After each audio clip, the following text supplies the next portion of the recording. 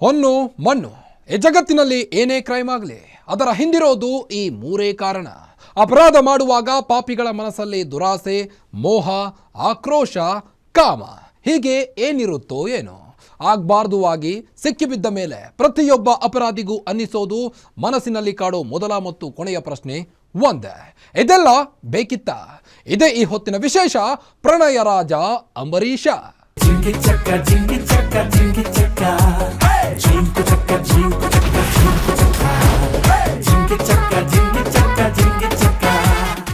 ಮದುವೆಯಾದ ಕೇವಲ 9 ದಿನಕ್ಕೆ ನವವಿವಾಹಿತರು ಬೇರೆಯಾಗಿದ್ದಾರೆ. ಪತ್ನಿ ಬೇಕೆಂದೇ ಜಗಳ ತೆಗೆದು ಮನೆ ಬಿಟ್ಟು ಹೋಗಿದ್ದಾಳೆ ಅಂತ ಪತಿ ಆರೋಪಿಸಿದ್ದಾನೆ. ಆದರೆ ಪತ್ನಿ ಬೇರೆಯದ್ದೇ ಕತೆ ಹೇಳ್ತಿದ್ದಾಳೆ. ಆತನಿಗೂ ಮದುವೆಗೂ ಮೊದಲು ಬೇರೆ ಅಫೇರ್ ಇತ್ತು. ಮದುವೆಯಾದ ಬಳಿಕವೂ ಆಕೆಯ ಜೊತೆ ಅಫೇರ್ ಮುಂದುವರೆಸಿದ್ದಾನೆ ಅಂತ ಆರೋಪಿಸಿದ್ದಾಳೆ. ಏನಿದು ಪತಿ ಪತ್ನಿ ನಡುವಿನ ಕಿರಿಕ್ ಅಂತ ನೋಡೋಣ ಬನ್ನಿ. ರಿಸೆಪ್ಷನ್ ಇಟ್ಕೊಂಡು ರಿಸೆಪ್ಷನ್ ಬರೋ ದಿನನೇ ಅಲ್ಲೂ ಗಲಾಟೆ ಮಾಡಿದ್ರು. ಒಂದು 15 ಜನ ಇದ್ದರು ಸರ್. 15 ಜನ ನನ್ನ ಹೊಡೆದು ಆಟೋದಲ್ಲಿ ಬಲವಂತವಾಗಿ ಕುಳಿಸಿ ಅಲ್ಲಿಂದ ನನ್ನ ಉಸ್ಕೂರು ಫ್ರೂಟ್ ಮಾರ್ಕೆಟ್ವರೆಗೂ ಕರ್ಕೊಂಡೋದ್ರು ಸರ್. ಬಾಯಿ ಮಾಡ್ಕೊಂಡು ಒಂದು ಕಾರಣಕ್ಕೆ ಅವ್ರ ಅಪ್ಪ ಫೋನ್ ಮಾಡಿಬಿಟ್ಟು ಕರ್ಸ್ಕೊಂಡು ಹೋಗ್ಬಿಟ್ಲು ಸರ್. ಆ ಹುಡುಗಿಗೆ 3 ಮಂತ್ಸ್ ಕನ್ಸೀವ್ ಆಗಿ ಆ ಹುಡುಗಿನ ಬಿಟ್ಬಿಟ್ಟಿದ್ದಾನೆ.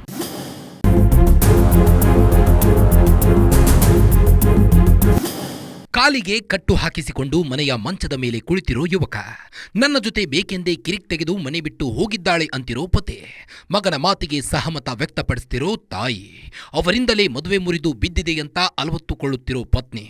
ಈ ದೃಶ್ಯಗಳು ಕಂಡು ಬಂದಿದ್ದು ಬೆಂಗಳೂರಿನ ಗ್ರಾಮಾಂತರ ಜಿಲ್ಲೆಯ ಆನೇಕಲ್ ತಾಲೂಕಿನ ಬನಹಳ್ಳಿಯಲ್ಲೇ. ಹೊಸದಾಗಿ ಮದುವೆಯಾದ ಕೆಲವೇ ದಿನಗಳಲ್ಲಿ ಮದುವೆ ಮುರಿದು ಬಿದ್ದಿರುವುದೇ ಇದಕ್ಕೆ ಕಾರಣ.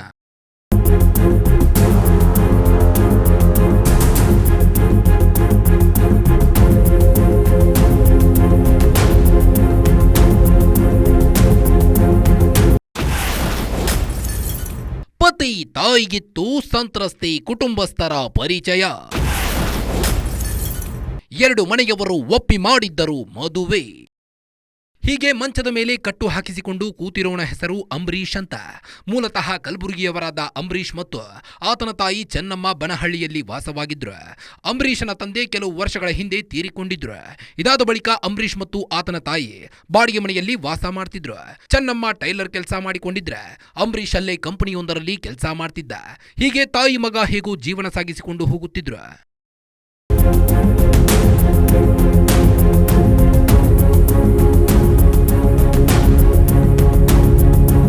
ಬನಹಳ್ಳಿಯಲ್ಲಿ ಟೈಲರ್ ಕೆಲಸ ಮಾಡ್ತಿದ್ದ ಚೆನ್ನಮ್ಮ ಬಳಿಗೆ ಸಂತ್ರಸ್ತೆಯ ತಾಯಿ ಬಟ್ಟೆ ಹೊಲಿದುಕೊಡಲು ಕೇಳಿಕೊಂಡಿದ್ರು. ಇದರಂತೆ ಚೆನ್ನಮ್ಮ ಅವರ ಬಟ್ಟೆ ಹೊಲಿದುಕೊಟ್ಟಿದ್ರಂತೆ. ಹೀಗೆ 4 ಬಾರಿ ಅವರ ಮನೆಗೆ ಬಂದು ಬಟ್ಟೆ ಹೊಲಿಸಿಕೊಂಡು ಹೋಗಿದ್ರಂತೆ. ಹೀಗೆ ಬರುತ್ತಿದ್ದವರು ಅಂಬರೀಷ್ನನ್ನ ನೋಡಿ ತಮ್ಮ ಮಗಳಿಗೆ ಮದುವೆ ಮಾಡಿಕೊಡಲು ಕೇಳಿದ್ದಾರೆ. ಇದಕ್ಕೆ ಒಪ್ಪಿದ ಚೆನ್ನಮ್ಮ ಸಂತ್ರಸ್ತೆ ಜೊತೆ ಮಗ ಅಂಬರೀಷನಿಗೆ ಮದುವೆ ಮಾಡಿಸಿದ್ರು. ಅಲ್ಲದೆ ಅವರು ಹೇಳಿದ ರೀತಿಯಲ್ಲೇ ಮದುವೆ ಮಾಡಿಸಿಕೊಟ್ಟಿದ್ರು. ಬಳಿಕ ಆನೇಕಲ್ನ ಕಲ್ಯಾಣ ಮಂಟಪದಲ್ಲಿ ರಿಸೆಪ್ಷನ್ ಕೂಡ ಮಾಡಿದ್ರು ಅಂತ ಚೆನ್ನಮ್ಮ ಹೇಳಿದ್ದಾರೆ.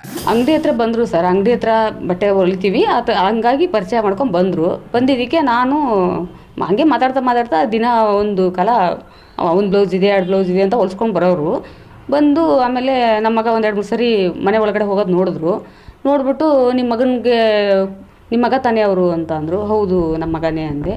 ನಿಮ್ಮ ಮಗನಿಗೆ ಎಲ್ಲೋ ನೋಡಿದ್ದೀನಿ, ಯಾಕೋ ನಮ್ಗೆ ತುಂಬ ಆಸೆ ಆಗಿದೆ, ಚೆನ್ನಾಗಿದ್ದಾನೆ, ಕೊಡಬೇಕು ಅಂತ ಆಸೆ ಆಗಿದೆ ಅಂದರು. ಸರಿ ನೋಡೋಣ ಇರಿ ಅಂತ ನಾನು ಏನು ಅಷ್ಟು ವಿಚಾರಿಸಲಿಲ್ಲ ಸರ್. ಯಾರು ಏನು ಎತ್ತ ಅಂತ ನಾನು ಏನು ಕೇಳಲಿಲ್ಲ. ಆಮೇಲೆ ಹಂಗೆ ಆಗ್ತಾನೆ ಅವ್ರ ಮಗಳನ್ನೂ ಬರೋಕ್ಕೆ ಸ್ಟಾರ್ಟ್ ಮಾಡಿದ್ಲು. ಅವ್ರ ಮಗಳು ಬರ್ತಾನೆ ನಮ್ಮ ಮಗನೂ ನೋಡಿಲ್ಲ. ನಮ್ಮ ಮಗನಿಗೆ ಹುಡುಗಿ ನೋಡ್ತು. ಮಾಡ್ಕೊಳಕ್ಕೆ ಅವ್ರ ಅಪ್ಪ ಅಮ್ಮ ಒಪ್ಪಿಗೆ ಇದೆ ಅಂದಮೇಲೆ ನಾನು ಮಾಡ್ಕೋತೀನಿ ಅಮ್ಮ ಅಂತ ಅವಳು ಅಂದ್ಲು. ಸರಿ ಅಮ್ಮ, ಮಾಡ್ಕೊಂಡು ಚೆನ್ನಾಗಿರಂಗಿದ್ರೆ ಇರ್ರಿ, ನಾನೇನು ಬೇಡ ಅನ್ನಲ್ಲ.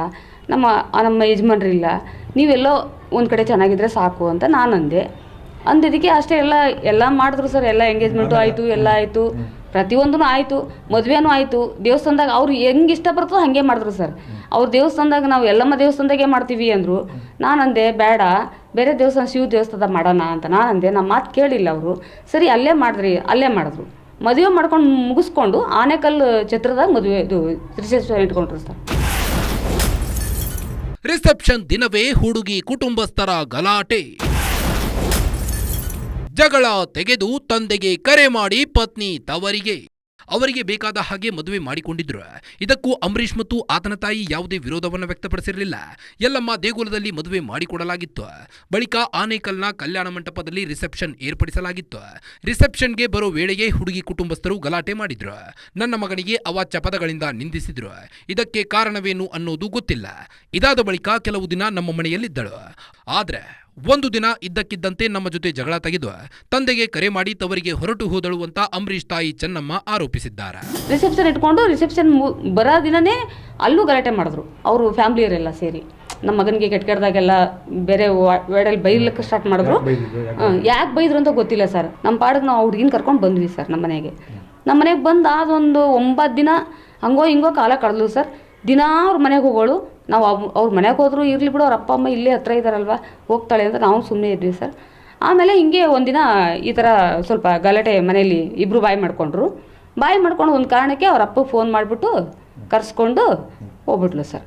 ಹೋದವಳು ಮತ್ತೆ ನಾನು ಅವಾಗವಾಗ ಅಮ್ಮ ಬೇಡ, ಹೆಣ್ಮಕ್ಳು ಹೆಂಗಿರ್ಬೇಕು ಹಂಗಿರ್ಬೇಕು, ಒಳ್ಳೇದಲ್ಲ, ಹಿಂಗಿರಮ್ಮ, ಚೆನ್ನಾಗಿರಮ್ಮ ಅಂತ ಮಗನ ಕಿಡ್ನಾಪ್ ಸರ್. ನಾನು ಊರಿಗೆ ಹೋಗಿದ್ದೆ ಸರ್. ಸಂತ್ರಸ್ತೆಗೆ ಬಂದಿತ್ತಂತೆ ಮಾವನಿಂದ ಅದೊಂದು ಮೆಸೇಜ್. 2 ತಿಂಗಳ ಬಳಿಕ ಅಂಬರೀಷ್ ಕಿಡ್ನಾಪ್, ಹಲ್ಲೆ ಆರೋಪ. ಮದುವೆಯಾದ ಕೆಲವೇ ದಿನಗಳು ಕಳೆದಿತ್ತು. ಈ ವೇಳೆ ಸಂತ್ರಸ್ತೆಗೆ ಆಕೆಯ ಮಾವನಿಂದ ಒಂದು ಮೆಸೇಜ್ ಬಂದಿತ್ತಂತೆ. ಅದರಲ್ಲಿ ನಿನ್ನ ಗಂಡನ ಜೊತೆ ಸೆಟಲ್ಮೆಂಟ್ ಮಾಡಿಕೊಂಡು ಬಿಡು, ನಾನು ನಿನ್ನನ್ನ ಚೆನ್ನಾಗಿ ನೋಡಿಕೊಳ್ತೇನೆ ಅಂತ ಸಂದೇಶ ಕಳಿಸಿದ್ದಂತೆ. ಇದನ್ನ ಅಂಬರೀಷ್ ಪ್ರಶ್ನೆ ಮಾಡಿದ್ದಾನೆ. ಇದಕ್ಕೆ ಸಿಟ್ಟಾದ ಸಂತ್ರಸ್ತೆ ತಂದೆ ತಾಯಿಯನ್ನ ಕರೆಸಿಕೊಂಡು ಮನೆ ಬಿಟ್ಟು ಹೋಗಿದ್ದಾಳೆ. ಅಲ್ಲದೆ 2 ತಿಂಗಳ ಬಳಿಕ ನನ್ನನ್ನ ಕಿಡ್ನಾಪ್ ಮಾಡಿ ಹಲ್ಲೆ ಮಾಡಿದ್ದಾರೆ ಅಂತ ಅಂಬರೀಷ್ ಆರೋಪ ಮಾಡಿದ್ದಾನೆ. ನನ್ನನ್ನ ಕಿಡ್ನಾಪ್ ಮಾಡಿ ಹಲ್ಲೆ ಮಾಡಿದ ಬಳಿಕ ಜೀವ ಬೆದರಿಕೆ ಹಾಕಿದ್ರು. ಹೀಗಾಗಿ ನಾನು ಸೂರ್ಯನಗರ ಠಾಣೆಯಲ್ಲಿ ದೂರು ನೀಡಿದ್ದೇನೆ ಅಂತ ಅಂಬರೀಷ್ ಆರೋಪಿಸಿದ್ದಾನೆ. ಆ ಹುಡುಗಿ ಏನಕ್ಕೆ ಹೋಗಿರೋದು ಅಂದರೆ, ಈ ಥರ ಅವ್ರ ಮಾವ ಮೆಸೇಜ್ ಮಾಡಿದ್ದ. ಅದಕ್ಕೆ ಕೇಳಿದೆ ಸರ್ ನಾನು, ಏನಕ್ಕೆ ಈ ಥರ ಮೆಸೇಜ್ ಮಾಡಿದ್ದಾರೆ ನಿಮ್ಮ ಮಾವ ಅಂತ. ಸರ್ ಏನಂತಂದರೆ, ಆ ಹುಡುಗಿ ಅವ್ರ ಮಾವ ಆ ಹುಡುಗಿಗೆ ಮೆಸೇಜ್ ಮಾಡಿರೋದು, ಅದೇನಿದೆಯೋ ಕ್ಲಿಯರ್ ಮಾಡ್ಕೊ, ನಿನ್ನ ಗಂಡನ ಜೊತೆ ಮದುವೆ ಆಗಿದೆಯಲ್ಲ, ಅದೇನೈತೆ ಕ್ಲಿಯರ್ ಮಾಡ್ಕೊ, ಸೆಟಲ್ಮೆಂಟ್ ಮಾಡ್ಕೊ, ನಾನು ನಿನ್ನ ನೋಡ್ಕೊಳ್ತೀನಿ ಅಂತ ಒಂದು ಮೆಸೇಜ್ ಬಂದಿತ್ತು ಸರ್. ಆ ಮೆಸೇಜ್ಗೆ ನಾನು ಕೇಳಿದೆ, ಏನಕ್ಕೆ ಈ ಥರ ಮೆಸೇಜ್ ಮಾಡಿದ್ದಾರೆ ನಿಮ್ಮ ಮಾವ ಅಂತ ಕೇಳಿದ್ದಕ್ಕೆ ಜಗಳ ಮಾಡಿದ್ರು ಸರ್. ಜಗಳ ಮಾಡಿ ಅವ್ರ ಅಪ್ಪ ಅಮ್ಮನ ಕರೆಸ್ಕೊಂಡು ಇಲ್ಲಿ ನನ್ನನ್ನು ಬೈದು, ಅವಶ್ಯ ಪದಗಳಿಂದ ಬೈದು ನಮ್ಮ ಮನೆಯಿಂದ ಹೊರಟೋದ್ರು ಸರ್. ಅದೆಲ್ಲ ಬಿಟ್ಟು ಈಗ ಒಂದು 7 ತಿಂಗಳಾದಮೇಲೆ ನನ್ನನ್ನು ಹಲ್ಲೆ ಮಾಡಿದ್ದಾರೆ.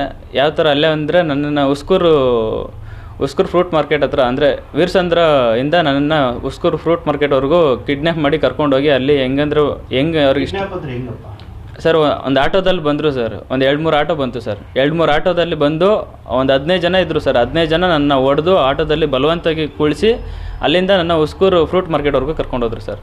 ಉಸ್ಕೂರು ಫ್ರೂಟ್ ಮಾರ್ಕೆಟ್ಗೆ ಕರ್ಕೊಂಡೋಗಿ ಅಲ್ಲಿ ಕೂಡ ನನ್ನನ್ನು ಹೊಡೆದು, ನನ್ನ ಹತ್ರ ಇದ್ದ ಮೊಬೈಲು ಮತ್ತು chain, gold chain, ring, cash ಒಂದು 15,000 ಇತ್ತು ಸರ್. ಆವಾಗ ತಾನೇ ಪೇಮೆಂಟ್ ಆಗಿತ್ತು. 15,000 ಕ್ಯಾಶ್ ಇತ್ತು. ಇದೆಲ್ಲ ಕಿತ್ಕೊಂಡು ಅಲ್ಲಿ ಹೊಡೆದು ನನ್ನ ಕಾಲು ತಿರುವಿ ಮುರಿದು ಮತ್ತೆ ಆಟೋದಲ್ಲಿ ಕುಳಿಸ್ಕೊಂಡು ಕರ್ಕೊಂಡು ಮತ್ತೆ ಹಳೆ ಚಂದಾಪುರಕ್ಕೆ ಕರ್ಕೊಂಬಂದರು ಸರ್. ಹಳೆ ಚಂದಾಪುರದಲ್ಲಿ ನನ್ನನ್ನು ಕುಳಿಸಿ ಅಲ್ಲಿ ಬೆಳಗ್ಗೆ 10:30 ನನ್ನನ್ನು 4 ಗಂಟೆವರೆಗೂ ಫೋರ್ಸ್ ಮಾಡಿದ್ದಾರೆ ಸರ್. ಸಿಗ್ನೇಚರ್ ಮಾಡು, 4 ಲಕ್ಷ ಕೊಡ್ತೀನಿ ಅಂತ ಒಪ್ಕೊ, ನಾನು ನಿಮ್ಮನ್ನ ಬಿಡ್ತೀನಿ ನಿನ್ನ ಪಾಡಿಗೆ ಅಂತ ಹೇಳಿದ್ದಾರೆ ಸರ್. ಈ ಥರ ಆಯಿತು. ಇಷ್ಟೆಲ್ಲ ಆದಮೇಲೆ ಕಂಪ್ಲೇಂಟ್ ಕೊಟ್ರಾ? ಹಾಂ ಸರ್, ನಾನು ಕಂಪ್ಲೇಂಟ್ ಕೊಟ್ಟೆ ಸರ್. ಸೂರ್ಯ ಸಿಟಿ ನಗರದಲ್ಲಿ ಕಂಪ್ಲೇಂಟ್ ಕೊಟ್ಟೆ ಸರ್. ಸಂತ್ರಸ್ತೆ ಬಯಲು ಮಾಡಿದ್ಲು ಅಂಬರೀಷನ ಅಸಲಿಯತ್ತು. ಮದುವೆ ಬಳಿಕವೂ ಬೇರೊಬ್ಬ ಯುವತಿ ಜೊತೆ ಅಫೇರ್. ಇಷ್ಟೊತ್ತು ಅಂಬರೀಷ್ ಹೇಳಿದ್ದನ್ನ ಕೇಳಿದ್ರೆ ಹುಡುಗಿಯಿಂದ ಅನ್ಯಾಯವಾಗಿದೆ ಅನ್ನೋ ಅಭಿಪ್ರಾಯ ನಿಮಗೆ ಮೂಡಿರಬಹುದು. ಆದರೆ ಅಂಬರೀಷ್ನನ್ನ ಮದುವೆಯಾಗಿದ್ದ ಸಂತ್ರಸ್ತೆ ಸಿಕ್ಕ ಬಳಿಕ ಅಂಬರೀಷನ ಅಸಲಿಯತ್ತು ಬಯಲಾಗಿದೆ. ಅಂಬರೀಷನಿಗೆ ಮದುವೆಯಾಗೋ ಮೊದಲು ಒಂದು ಅಫೇರ್ ಇತ್ತಂತೆ.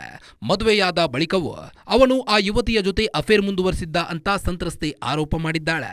ಅಲ್ಲದೆ ಅಂಬರೀಷ್ ಜಾತಿ ನಿಂದನೆ ಮಾಡಿದ್ದಾನೆ ಅನ್ನೋದನ್ನ ಸಾಕ್ಷ್ಯ ಸಮೇತ ಪ್ರೂವ್ ಮಾಡಿದ್ದಾಳೆ. ಹಾಗಿದ್ರೆ ಯುವತಿ ಮಾಡಿರೋ ಆರೋಪವೇನು ಅನ್ನೋದನ್ನ ನೀವೇ ನೋಡಿಬಿಡಿ. ಹೌದು ಸರ್, ಆ ಹುಡುಗಿ ಹೆಸರು ಬಂದ್ಬಿಟ್ಟು ಹೇಳಿ ಮದ್ವೆಕ್ಕಿಂತ ಮುಂಚೆ ಯಾರೋ ಹುಡುಗಿಗೆ ಈ ಥರ ಮೋಸ ಮಾಡಿದ್ದಾನೆ. ಆ ಹುಡುಗಿ ಹೆಸರು ಬಂದು ಹೇಳಿ ಅತ್ತಿಬೆಲೆಯಲ್ಲಿರೋದು. ಆ ಹುಡುಗಿಗೆ 3 ಮಂತ್ಸ್ ಕನ್ಸೀವ್ ಆಗಿ ಆ ಹುಡುಗಿನ ಬಿಟ್ಬಿಟ್ಟು ನನಗೆ ಏನು ಗೊತ್ತಿರಲಿಲ್ಲ ಸರ್. ಮದುವೆ ಆದಮೇಲೆ ಎಲ್ಲ ಗೊತ್ತಾಗಿದ್ದು. ನಾನು ಮದುವೆ ಆಗಿ ನೆಕ್ಸ್ಟ್ ಡೇಗೇನೆ ನಮ್ಮ ಅತ್ತೆ ಮತ್ತು ಅವರಿಬ್ರು ನನ್ನ ಹತ್ರ ಜಗಳ ಮಾಡಿ ನನ್ನ ಕತ್ತಲಿರೋ ತಾಳಿನೆಲ್ಲ ಕಿತ್ಕೊಂಡಿದ್ದಾರೆ ಸರ್ ಅವರು. ಸರ್ ಅಂದರೆ ನಾನು ಜಗಳ ಮಾಡ್ಕೊ ಬನ್ನಲ್ವಾ, ಆವಾಗ ಗಿರಿಯಾಸಲ್ಲಿ ಆ ಹುಡುಗಿನ ಪರಿಚಯ ಮಾಡಿಕೊಂಡು ನನ್ನ ರಿಸೆಪ್ಷನ್ ಸ್ಯಾರಿ ತೊಗೊಂಡೋಗಿ ಅವ್ರ ಅಮ್ಮ ಐರನ್ ಮಾಡಿಕೊಟ್ಟಿದ್ದಾಳೆ ಸರ್. ನನ್ನ ಬಟ್ಟೆ ಎಲ್ಲ ಪ್ರತಿಯೊಂದು ಅವ್ರ ಮನೆಯಲ್ಲ ಇದೆ.